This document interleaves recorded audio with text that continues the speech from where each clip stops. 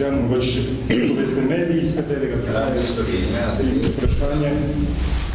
Gospoda Izenška, imam vprašanje. Omenjali ste besedo, uporabljali ste besedo mučeništvo.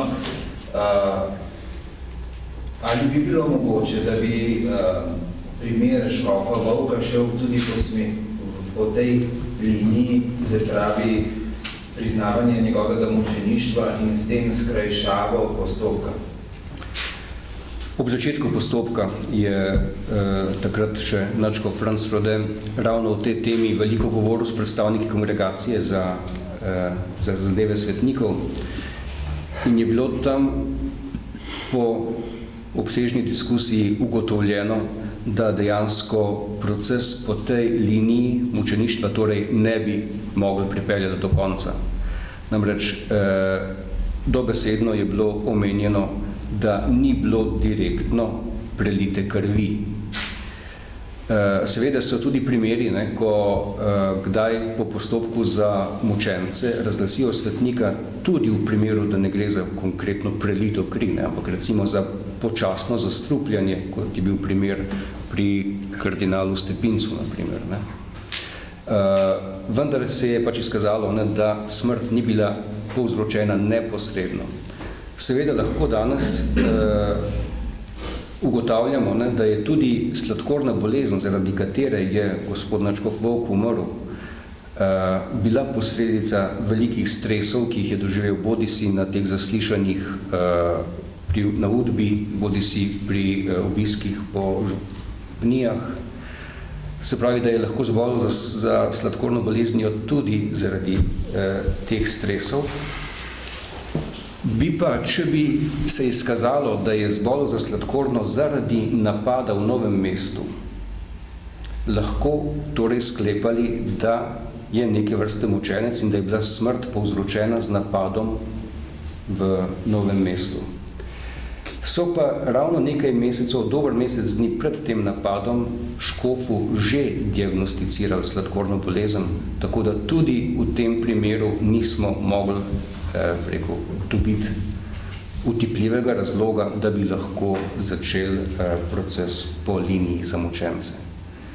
Kardinal Rode se je torej, takrat nadškof Rode se je takrat po tem pogovoru s predstavniki kongregacije odločil, da bomo šli po tej sicer daljši in zahtevnejši poti, ker pač po poti za mučence to ne bi bilo mogoče.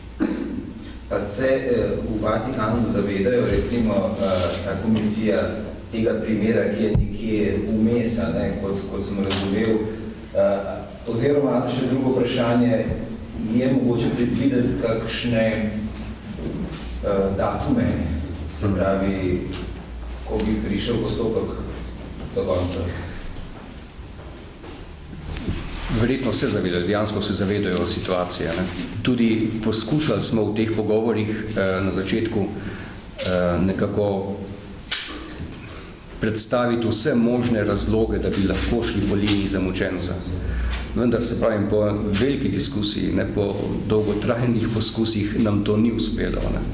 Torej, vsi se zavedamo, da bi bil ta proces veliko krajši. Tudi v Vatikanu se zavedajo in bi nam tukaj šli na roke, če bi bilo to res mogoče. Ampak dejansko smo prišli do spoznanja, da ne bo. Kar se pa datumov tiče, zelo težko, nemogoče napovedati. Zdaj sploh, ne vem, verjetno ste na tekočem, da se pripravlja tudi reforma kurije. Papež Frančišek že nekaj časa govori o tem, in verjetno bo reforma imela svoje posledice tudi pri delovanju kongregacije za zadeve svetnikov. Tako da smo zdaj v pričakovanju teh sprememb in potem se bo mogoče pokazalo zdaj, a se bojo postopki, ki jih imajo na kongregaciji na tisoče, seveda, pospešili ali celo upočasnili. Moram pa reči, če smo malo pozorni glede dolžine procesov, če se ozremo na proces za beatifikacijo škofa Slomška, na primer, ali škofa Baraga, boste videli, da gre za zelo dolge procese. Tako da tudi tukaj ne moramo pričakovati, rekel, ugodne rešitve v nekaj naslednjih letih. Ne. Pač žal si ne upam napovedati nobenega datuma, ne, ampak ravno optimist tukaj nisem. Hvala lepa. Še kakšno vprašanje?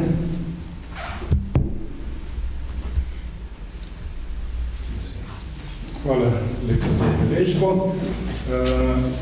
Nahajamo se v galeriji Družina, mogoče kakšno povabilo k ogledu.